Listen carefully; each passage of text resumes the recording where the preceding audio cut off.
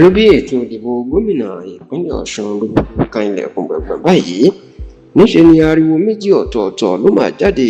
lọ́jọ́ àìkú tí í ṣe ọjọ́ Sunday ọ̀sẹ̀ tí a wà nínú ẹ̀ yìí, èyí tí í ṣe ọjọ́ 26 nínú oṣù kejì ọdún yìí, the 26th of July 2026, nígbà tí akọ̀wé àgbà ẹgbẹ́ òṣèlú All Progressives Congress, the National Secretary of the All Progressives Congress, Senator Ajíbọ́lá Bàṣírù, tí ó fi orúkọ àwọn ìgbìmọ̀ polongo ìdìbò ẹgbẹ́ òṣèlú APC ní ìpínlẹ̀ Ọ̀ṣun tó fi síta, tó sì jẹ́ pé níṣe ni àwọn ọmọ ẹgbẹ́ òṣèlú APC ni wọ́n ń fò fáyọ̀ wípé ọwọ́ àwọn ti bá àwọn orúkọ tí wọ́n fi síta náà, àwọn tí ó ràn Bọ́lá Oyèbáméjì lọ́wọ́ tí wọn yóò jẹ́ kí ó jáwé olúborí lọ́nà ìrọ̀rùn, àwọn ni wọ́n kó sínú ìgbìmọ̀ náà. ẹ rántí wípé bí ètò ìdìbò tó bá ń bọ̀, níṣe ni àwọn ẹgbẹ́ òṣèlú ni wọ́n máa ń yan àwọn ìgbìmọ̀ láti ọ̀dọ̀ tiwọn tí ó ṣàkóso ìpolongo ìdìbò ẹni náà, tó sì jẹ́ pé níṣe ni wọ́n yan àwọn tí ó ṣàkóso ìbò ní ìpínlẹ̀ Ọ̀ṣun lóṣù kẹjọ tí a wà nínú ẹ̀ yìí. ẹ rántí wípé ọjọ́ 15 ní oṣù kẹjọ ọdún 15th of August 2026 òun ni ètò ìdìbò gómìnà yóò wáyé ní ìpínlẹ̀ Ọ̀ṣun. eléyìí gan-an ló jẹ́ kí wọ́n kéde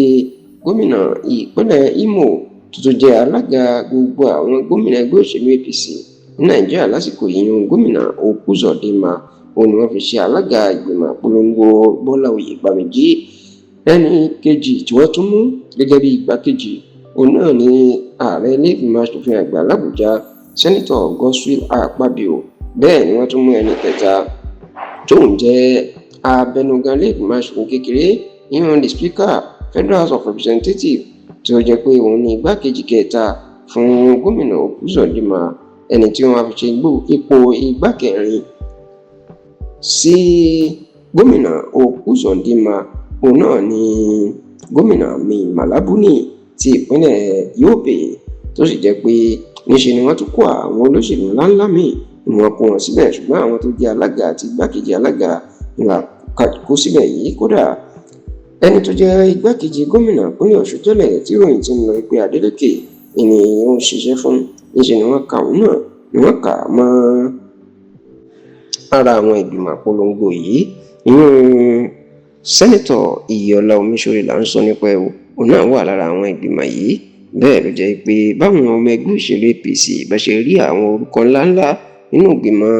ìpolongo Bọ́lá Oyèbáméjì, iná ti ń fò fáyọ̀ pé ìṣẹ́gun ti dájú fáwọn, ṣùgbọ́n táwọn ọmọ lẹ́yìn gómìnà Adémọ́lá Adélékè tán sọ pé kò sí nǹkan tí ó ṣẹlẹ̀, nítorí pé àwọn ẹni náà kọ́ ni yóò wá dìbò ní ìpínlẹ̀ Ọ̀ṣun, àwọn ará ìpínlẹ̀ Ọ̀ṣun sì wà lẹ́yìn òun, wọn mọ ibi tí àwọn ń lọ.